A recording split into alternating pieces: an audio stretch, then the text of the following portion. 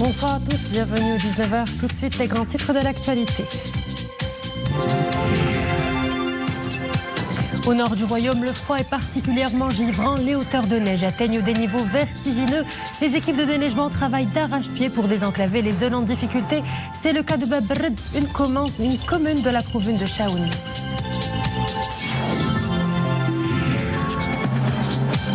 Dakhla, une cité qui a tout pour séduire, biodiversité maritime et sites balnéaires. La destination regorge de trésors naturels qui renforcent son attractivité.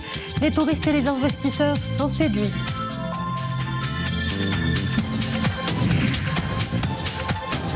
Cap sur Souera, nous vous ferons découvrir le premier club de tolérance et de coexistence au Maroc. Il a été inauguré au lycée qualifiant Akensous, dans les cités des Alizés, une initiative en collaboration avec Beit Dakira. Le froid parfois mordant continue de sévir sous nos cieux. Demain, les températures afficheront des valeurs tout aussi négatives sur les reliefs de l'oriental, le sud-est et les hauts plateaux et assez froid à l'intérieur avec des gelées locales. Le mercure plongera à moins 8 degrés sur les hauts reliefs de l'Atlas, à moins 2 degrés sur le Rif, l'oriental, les plateaux de Phosphate et d'Oualmès, le Seyès, le sud-est et les plaines atlantiques nord. 5 degrés sont prévus sur la Méditerranée, le Tangérois, les plaines de Abda et Chiadma, les côtes atlantiques nord et centre, le Souss et le nord-est des provinces sud, des 9 degrés sur Chaoun. Le froid est accompagné de chutes de neige au niveau des massifs montagneux. Cet hiver, les hauteurs de neige ont atteint des niveaux vertigineux dans le Rif. Des chutes abondantes qui ont paralysé quelques tronçons routiers.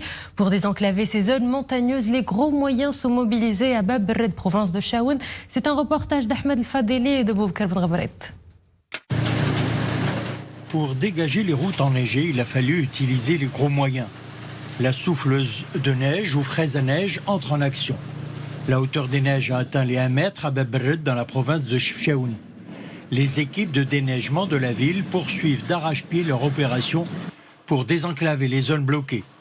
Les routes doivent être dégagées rapidement, c'est le week-end et la circulation est importante sur la route nationale numéro 2 reliant Chefchaouen à Al-Husima à travers Issagen et Tergist. La route a été dégagée, la circulation a repris. Je conseille à tous les conducteurs de redoubler de vigilance. Vu l'abondance des neiges, parfois 1 mètre, nous avons dû fournir de gros efforts pour déblayer les routes, particulièrement l'axe Chefchaouen Al-Husima, à travers Issagen et Tergist. Des machines spéciales ont été mises à contribution. La région a enfilé un manteau de toute beauté. Ils sont nombreux à avoir fait le déplacement. Petits et grands profitent de cette ambiance hivernale. Nous sommes de Tanger. Nous avons appris qu'il a beaucoup neigé ici à Bab Rd et avons décidé de venir en famille profiter de cette journée. Les enfants sont très contents. Il a neigé massivement. Une première depuis plusieurs années, un paysage rare, jamais vu depuis 2016.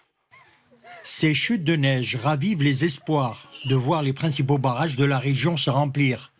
Au 14 janvier, les retenues des principaux barrages nationaux ont atteint plus de 6,9 milliards de mètres cubes, soit un taux de remplissage de 44,4%.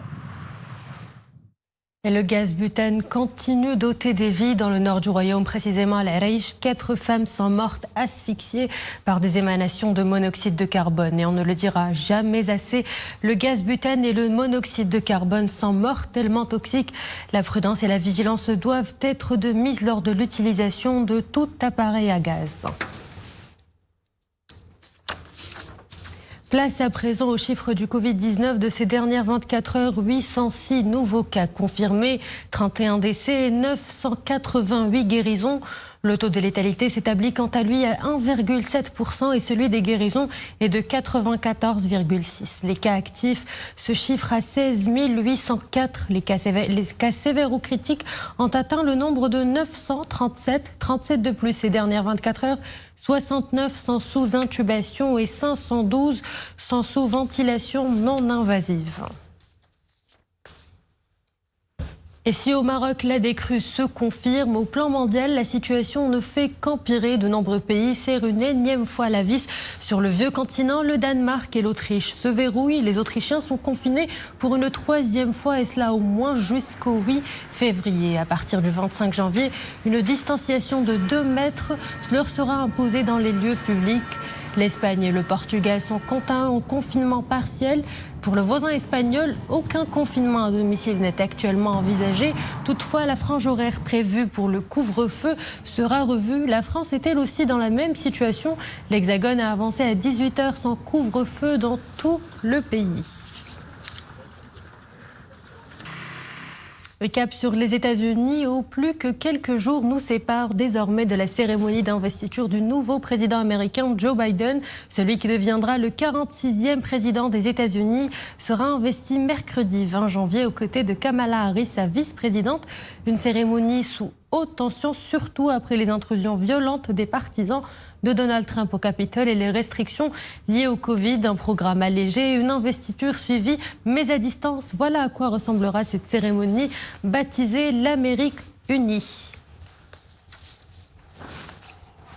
Retour à présent à l'actualité nationale. 2 navires garde-côte de la Marine royale ont avorté une opération de trafic de Chira très tôt dimanche au large de Cap-Spartel après une poursuite en mer d'un go-fast qui a tenté vainement de récupérer à partir d'une embarcation artisanale un poids total d'environ 2 tonnes de Chira. À l'issue de cette opération, 3 personnes ont été arrêtées. Et c'est une première dans nos écoles marocaines. Un club de tolérance et de coexistence dans la diversité voit le jour au lycée qualifiant Akensous à Souera. Le premier d'une longue liste. À terme, cette initiative sera généralisée à toutes les académies de l'éducation nationale du pays. Une initiative à laquelle Beit Dakira, au lieu de l'histoire du judaïsme marocain, est associé à Blerni Tahraoui et Iman Eblou. C'est l'un des lycées qui abrite désormais une première à l'échelle nationale. Un club de tolérance et de vivre ensemble. Ici, les élèves, tous niveaux scolaires et spécialités confondus, s'initient à une histoire millénaire, celle de la coexistence qui a réuni de tout temps les Marocains de confession juive et musulmane, plus particulièrement à la cité des Alizés.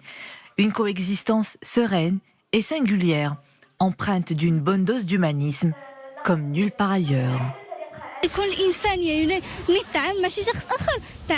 Il faut apprendre à placer les valeurs humaines universelles au centre de toutes les attentions. Il faut être dans l'acceptation de toutes les religions, musulmans, chrétiens ou juifs. Nous sommes tous semblables avec des valeurs en partage. Il faut aussi se méfier de certains préjugés qui ont parfois la peau dure. J'ai beaucoup appris sur l'histoire des religions au Maroc et la coexistence qui a toujours régné entre les souiris de confession musulmane et juive. Les deux communautés ont toujours vécu dans la sérénité et il est de notre devoir aujourd'hui de perpétuer ces valeurs authentiques. Et justement à Essabirin, un haut lieu de mémoire, Beit Dakira, inauguré par Sa Majesté le roi Mohamed VI depuis tout juste un an, un réel espace de tolérance qui vise à préserver la mémoire juive au Maroc. Unique en son genre, le site est fortement impliqué dans les efforts de promotion d'une histoire commune, riche et bienveillante. Le Centre d'études et de recherche sur le droit hébraïque a choisi Beit Dakira ici à Essaouira. Ce n'est pas un hasard. Ce n'est pas un hasard parce que c'est ce lieu mythique, ce lieu historique, ce lieu civilisationnel et en même temps un lieu qui témoigne de l'extraordinaire proximité entre le judaïsme et l'islam. Le lieu est en effet chargé de souvenirs immortalisés par des photographies, des documents et autres précieux manuscrits. Un héritage conservé, étudié et surtout singulier. En témoignent notamment les aspects religieux et spirituels qui font la fierté de tous les Marocains. Le système juridique marocain se caractérise par l'existence de tribunaux rabbiniques qui appliquent au Maroc, en terre d'islam, le droit hébraïque et qui juge au nom de Sa Majesté le Roi et au nom de la loi. C'est une singularité tout à fait remarquable. Des preuves tangibles d'une boussole marocaine dont le monde a besoin aujourd'hui, disait un enfant d'Essabirin, André Azoulay. Ce lieu de pédagogie est une trace ineffaçable de la vie juive de la Cité Bleue, de tout un pays où l'humanisme demeure le meilleur rempart face aux préjugés et aux amalgames. Dakhla a reçu le prix de la meilleure destination touristique au plan national. Quoi de plus normal avec un énorme potentiel comme celui de la Perle du Sud, un désert à perte de vue, des complexes hôteliers huppés, des plages sauvages à l'infini et des vagues idéales pour la pratique du kitesurf. Autant d'atouts auxquels succombent allègrement non seulement les touristes mais aussi les investisseurs. Bakar Dlemé et Mohamed Iddas avec Zakaria Moukin Billah. C'est l'Éden des pratiquants de sport nautique. Eau turquoise, vent fort et un climat tempéré, Dakhla s'impose comme un spot mondialement connu de kitesurf et de windsurf. Loin des sentiers battus, la cité balnéaire offre une expérience authentique aux amateurs de calme et de loisirs. Chaque année, ils sont quelques 100 000 visiteurs à opter pour la destination. La région est très attractive, surtout si on met en place des vols directs Paris-Dakhla. C'est la destination la plus proche de l'Europe au niveau climat déjà. Les conditions de vent ici le vent est bien établi pour le kitesurf. Et le tourisme local, les excursions, des parcs ostréicoles, diverses curiosités attractives. On m'avait parlé de cette ville pour compenser avec Essaouira, Agadir où les plages étaient fermées. Et finalement, de 15 jours, c'est passé à 3 semaines et plus de 5 semaines. Je repars demain, mais assurément, je reviendrai parce que le site est superbe. C'est parfait pour le kite. Il y a du vent tout le temps. La température est top. On ne peut rien demander de mieux. Les habitants sont super sympas. Dakhla est une ville en plein essor économique et social. Les activités commerciales et artisanales sont de plus en plus développées. Valoriser le patrimoine culturel et promouvoir l'artisanat, des aspects importants pour favoriser un tourisme durable.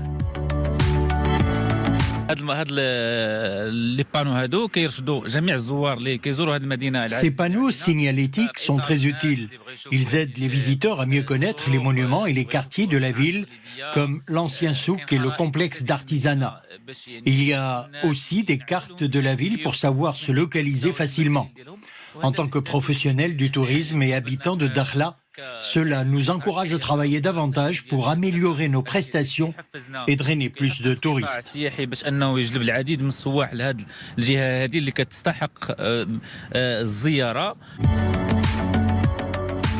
Pour atteindre cet objectif, Dakhla mise sur le renforcement de sa connectivité. De nouvelles liaisons aériennes nationales et internationales sont en perspective. Assurées par la Royal Air Maroc, le premier vol entre Paris et Dakhla est prévu pour le 21 février prochain. La multiplication des unités hôtelières de haut standing, un autre vecteur au programme, pour faire de cette destination un pôle important du tourisme balnéaire dans les provinces du Sud. Voilà pour l'essentiel de l'information de ce dimanche. Merci de nous avoir suivis. Excellente soirée sur Al Oula.